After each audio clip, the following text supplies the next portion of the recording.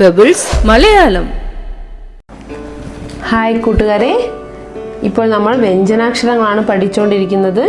വ്യഞ്ജനാക്ഷരങ്ങളിൽ നമ്മൾ ക ഖ ഗ ഘ ങ ച ഛ ജ ഛ ഞ ട ഠ ഡ ഠ ണ ത ഥ ദ ഥ ന പ ഫ ബ ഫ മ അതുവരെ നമ്മൾ പഠിച്ചതുവരെ നമുക്കൊന്ന് എഴുതി നോക്കാം. ആദ്യ അക്ഷരം ക, ഖ, ഗ, ഖ,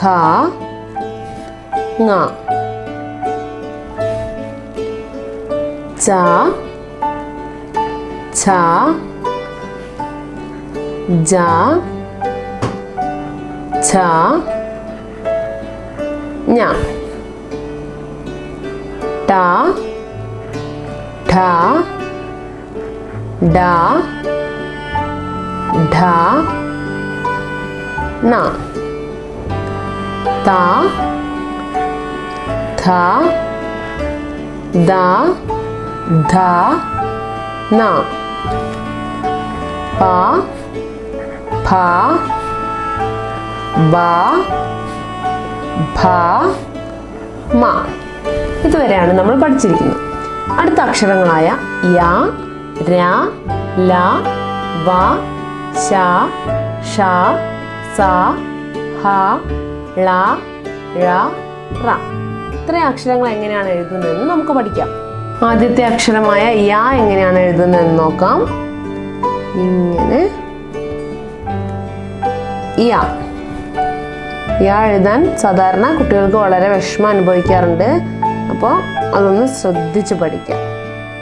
ആദ്യം തന്നെ രണ്ട് വരയുടെ നടുവിൽ നിന്ന് തുടങ്ങി മുകളിലത്തെ വരിയിലേക്ക് പോയി വീണ്ടും താഴേക്ക് വന്ന് വീണ്ടും മുകളിലേക്ക് പോയി നമ്മൾ ആദ്യം വരച്ച വരയിലേക്ക് യോജിപ്പിക്കുക. അതിനുശേഷം താഴേക്ക് വന്ന് മുകളിലേക്ക് എടുക്കുക.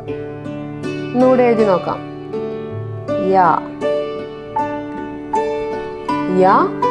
യ എഴുതി പഠിക്കുന്ന സമയത്ത് ഇതേ ഓർഡറിൽ തന്നെ എഴുതി പഠിക്കണം. കുട്ടികൾ പല രീതിയിൽ എഴുതുന്നതായിട്ട് നമ്മൾ കാണാറുണ്ട്. അത് ശ്രദ്ധിച്ച് ഇതുപോലെ തന്നെ എഴുതി പഠിക്കുക.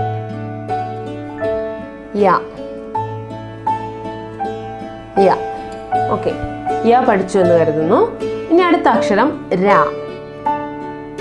വരയ്ക്കുക, അതിനുള്ളിലേക്ക് ഇങ്ങനെ ര വളരെ ഈസിയാ അല്ലേ?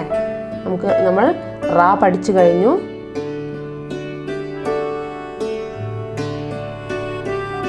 ര വളരെ ഈസി ആയിട്ട് എഴുതാം. ര.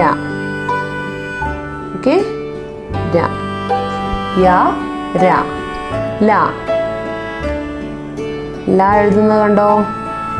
ഇങ്ങനെ നടുവിൽ നിന്നും മുന്നിലേക്ക് നീട്ടുക, വീണ്ടും മുകളിലേക്ക് പോവുക, പുറകിലേക്ക് വരിക, താഴേക്ക് വരിക, വീണ്ടും മുന്നിലേക്ക് പോവുക. ല, യ, ര, ല. അടുത്ത അക്ഷരം വ. ഈസി അല്ലേ? വ. അടുത്തത് ശ. ഇങ്ങനെ പോയി ഇങ്ങനെ യ, ര, ല, വ, ശ.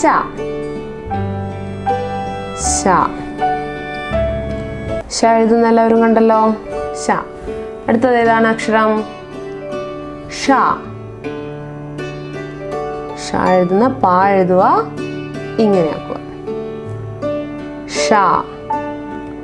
ഷ എന്നെല്ലാവരും ഒന്ന് പറഞ്ഞേ. ഷ. യ, ര, ല, വ, ശ, ഷ. അടുത്ത അക്ഷരം സ.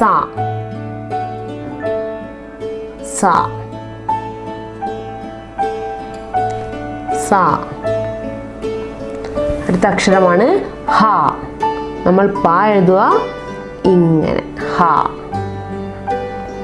പ ഇങ്ങനെ ആക്കുക. പ, ഹ, ഹ. അടുത്ത അക്ഷരമാണ് ള. ഇങ്ങനെ വന്ന് ഇവിടെ ഇങ്ങനെ ള. എഴുതുന്ന ഒന്നുകൂടെ നന്നായിട്ട് ശ്രദ്ധിച്ചേ. ഇങ്ങനെ മുകളിലേക്ക് ഇങ്ങനെ ള. അടുത്ത അക്ഷരം ഴ. ഇങ്ങനെ ഴ ഴ ഴ. അവസാനത്തെ അക്ഷരമാണ് ഏത്? റ റ റ. ഓക്കെ, നമുക്ക് ഈ അക്ഷരങ്ങളെല്ലാം ഒന്ന് ഒരുമിച്ച് എഴുതി നോക്കാം. ആദ്യത്തെ അക്ഷരം യ, പറഞ്ഞേ, ര, ല, വ, ശ, ഷ, സ, ഹ, ള, ഴ, റ. പറഞ്ഞു നോക്കാം. യ, ര, ല, വ, ശ, ഷ, സ, ഹ, ള, ഴ, റ. പെബിൾസ് മലയാളം.